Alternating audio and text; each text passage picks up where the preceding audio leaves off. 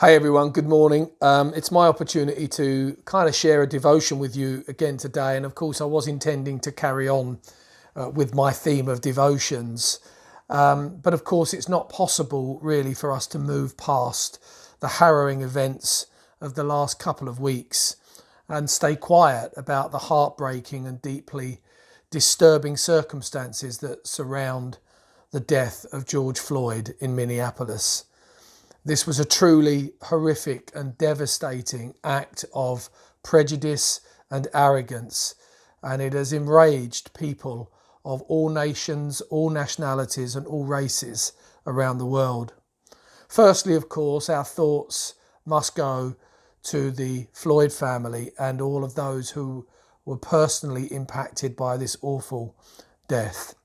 Secondly, it's important for us to come together in condemnation for such a cold and cowardly act that tragically took the life of this young black man purely on the basis of the colour of his skin.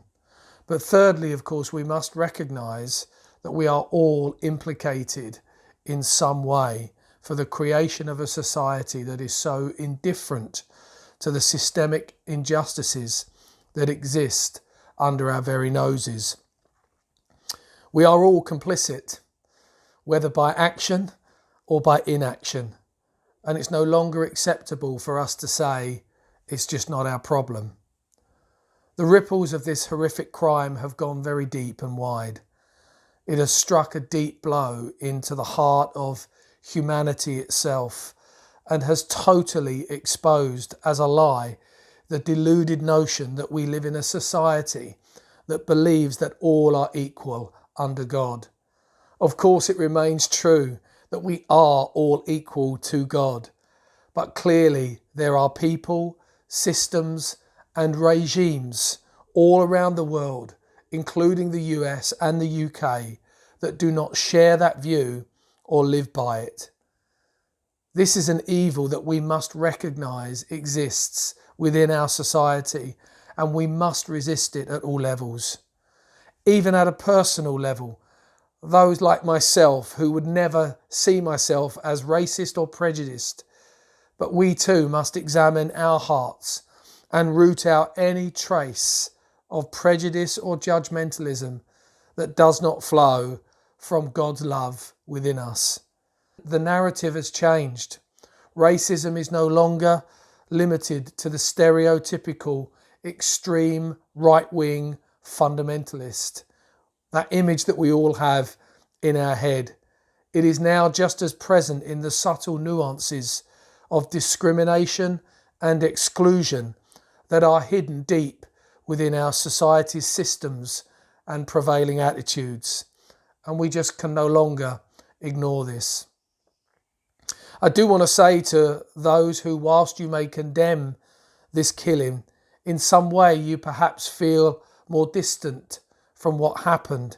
Maybe you see it as another country's problem. Maybe you don't understand the intensity of the reaction. Can I suggest it's time for you to open your heart and to listen?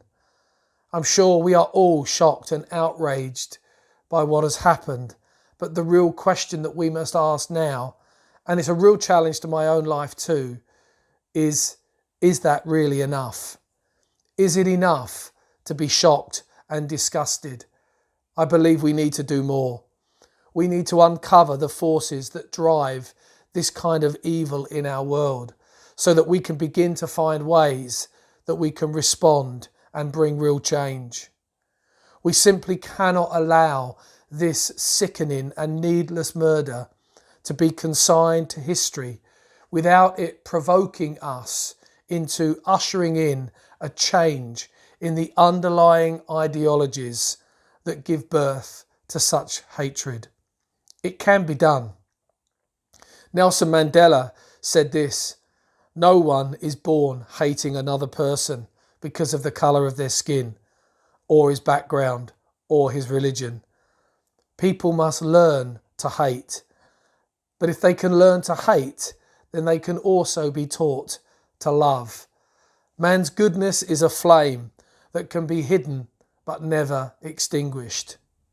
Now, if that's true, and I sincerely hope that it is, then perhaps we can show God's love and compassion to a far greater degree and become part of the great solution. For me at this time, I want to try and understand and share in the pain and the anguish that my friends, my family, my brothers and sisters in church in the black community are feeling at this time. I want to hear and identify with the cry that comes deep from within their broken heart and from the hurting heart of all of those who have experienced systemic prejudice and discrimination in their life.